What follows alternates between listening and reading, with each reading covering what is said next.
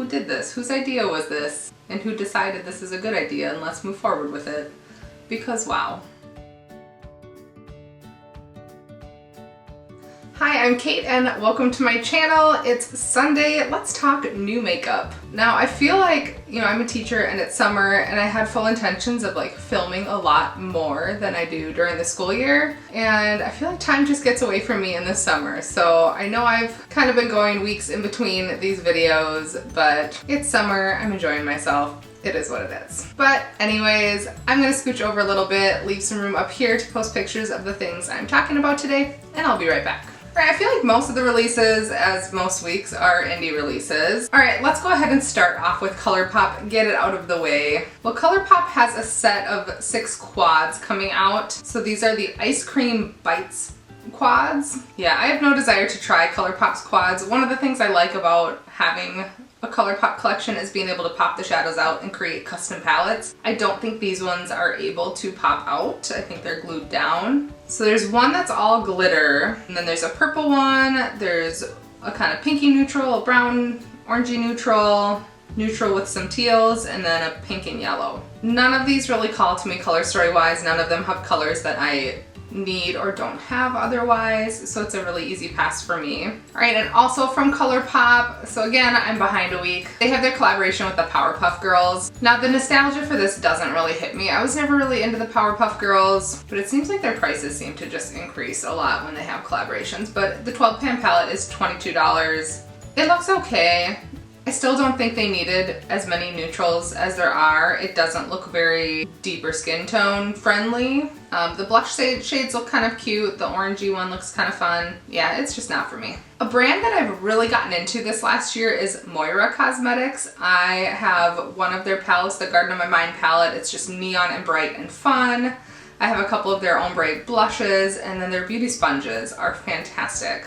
So they released, I think, another collection recently, like the sweets themed, and there were some cute ones, but too many neutrals in there for me to really want them. But they have a new like book series and they just look so boring. Like there's one just fully neutral one, another fully neutral with one pop of like khaki green, one kind of pinky tone neutral one, and then one pinky tone neutral with a pop of blue and purple. It just looks like not enough variation between 4 palettes. And I know neutral is probably what sells best to the vast majority, but I don't know, it's kind of sad and disappointing for me to see an indie brand known for like fun colors just, I don't know. We're all for being this neutral. Necessary?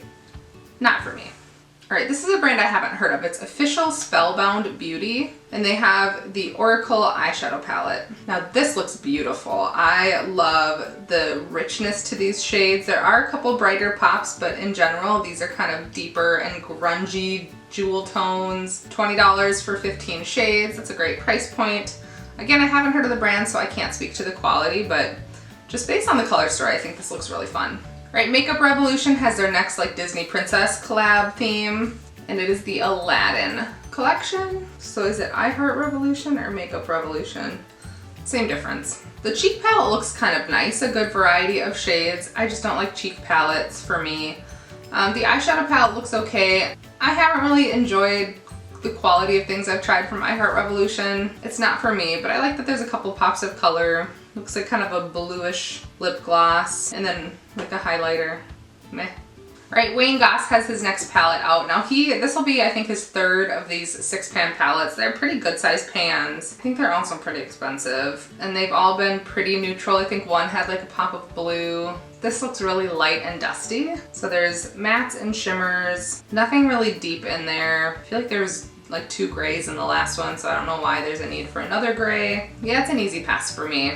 Right, NARS has some new cheek quads and a couple lip duos. Yeah, NARS is just kind of underwhelming to me, so it's an easy pass, but I do like, the one has kind of a really bright corally red, which looks kind of fun, but again, pass for me. Alright, Rougemood Cosmetics has a palette coming out, so it'll be 16 shades for $29. It looks really bright and fun, a couple fun green tones in there, a lot of pinks and purpley shades. Not something I'm going to pick up, but I think it looks really fun. All right, another release from Shop Aether Beauty. Again, I think I talk about them every week, but a lot of their releases look really fun. Now this is like a cake liner kind of palette kind of thing. So it's a split liner, so it looks like there's 5 different shades of like a water activated liner. It is available now. Okay, so it says it's a blend of the current Very Berry and Sunset Lover quads and inspired by sunset. So it has kind of that sunset feel. So this is cute. All right, Besame has been like slowly releasing their princess collection. So I've talked about a couple already, but they've released their third one. So this one is like Little Mermaid Ariel themed. And so like each set is like a compact and a lipstick for $125, and they're only doing 500 of each. So the compact is refillable, which is nice. It's cute, not something for me, but kind of a fun concept. It's a lot of money, but if you're like a Disney and makeup collector, sure. All right, Melt has a new like liquid highlighter. It's called the Sex Foil Digital Liquid Highlighter. Quite the name. Yeah, so it says you can use it as a face and body highlight. You can either mix it with foundation or wear it alone. So I don't know, maybe it kind of behaves like the Charlotte Tilbury Flawless filter, but just more varieties of color. I don't know, not for me. Speaking of Charlotte Tilbury, she has released a sneak peek of her new fall palette. So this kind of looks like the Urban Decay Naked Honey, right? I've never tried Charlotte Tilbury's eyeshadows. I do love the Hollywood Flawless filter and her bronzer. They are fantastic products. Her eyeshadow palettes just have never really called to me. I mean, they look pretty, but just not something that I need for the price that it usually is, which is usually like I think in the 70s for this size. Yeah, so this is Instant Eyes Smoky Eyes Are Forever. Yeah, it's an easy pass for me. All right, speaking of kind of boring, BH has their next location collection. So this is the Amore in Amalfi. So Italian, but again, kind of those golden neutrals, just like the Charlotte Tilbury. It reminds me a little bit of the Naked Honey. Yeah, it's a really easy pass. I really like this size. And like the quality of these BH palettes, the 16 pan square palettes, it's fantastic. So if you're looking for these colors, I'm sure it's fantastic. I just don't need more golden neutrals, so pass. All right, Milani has some like cream cheek trios coming out. Well, actually, okay, so it looks like the one on the left is powders and the one on the right is creams. So it says available at Milani and at Walmart. I think Target also has Milani. Maybe they're not getting this product. Looks fine. Again, I don't like cheap products in multiples because I'm not going to use all the shades, but Milani's, I don't know, I guess it's a little more expensive than typical drugstore, but it's still pretty affordable. So if you're looking for some blushes or cream cheek products, here you go. All right, One Size Beauty, that's Patrick Starr's brand, I believe, are releasing a new concealer. Now, I'm actually in the market for a new concealer. I'm just finishing up my Rare Beauty concealer. It is a little more yellow than I like, so I am curious about trying something else. So it says medium to full coverage, $25 a piece, doesn't cake, crease, or transfer. I don't know, that's a big claim to make. Yeah, we'll see. I feel like the shade range is okay. Like I know concealer, you typically use it to brighten a little bit as well. Maybe that's the reason why there aren't so many deep shades, but it always makes me curious how there's so many, like so much variety of undertones with the light shades, but not the same variety in the deep shades. Something to think about. All right, Cleona Cosmetics has a new bundle of shadows out. So this is the Quicksand bundle.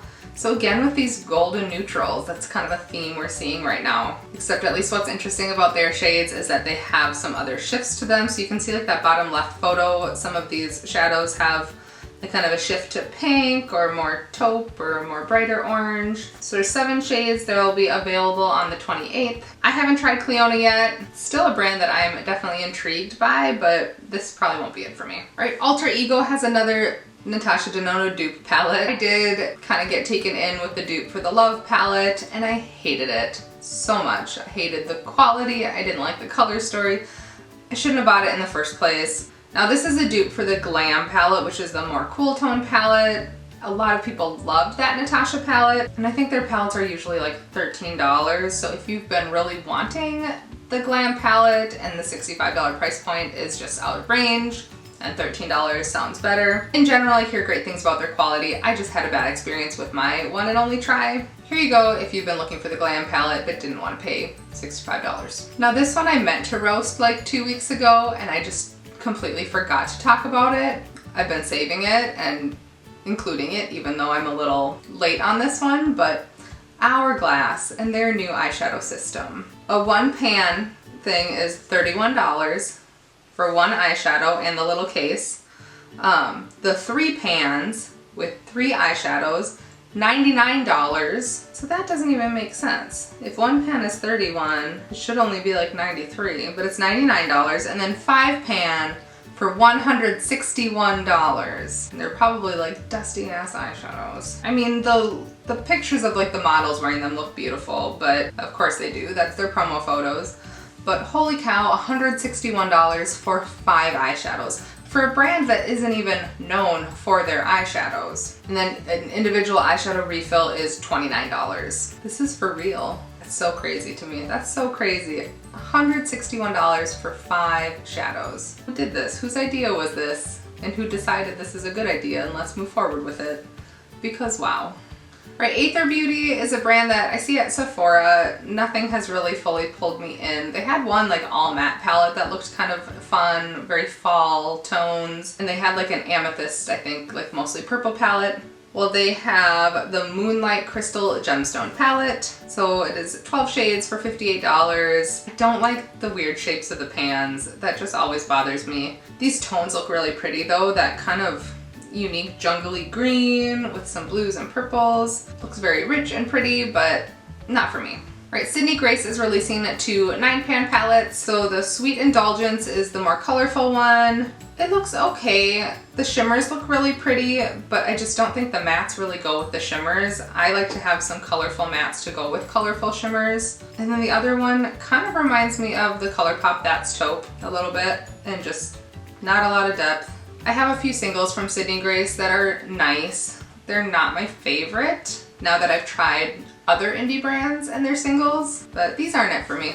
All right, Game Beauty is releasing their next palette. This is the Victory palette. Very orangey tones, a couple blues in there. I've been intrigued by a few of their other palettes. I still kind of am, and kind of have regrets of not picking them up when they first came out. This is pretty. It's definitely not for me. I just don't need more orangey neutrals, but it looks fun. I think it'll be available in August. All right, and the last thing I want to talk about today is from Jeffree Star. This is the Pink Religion collection. So let's pull up the palette here.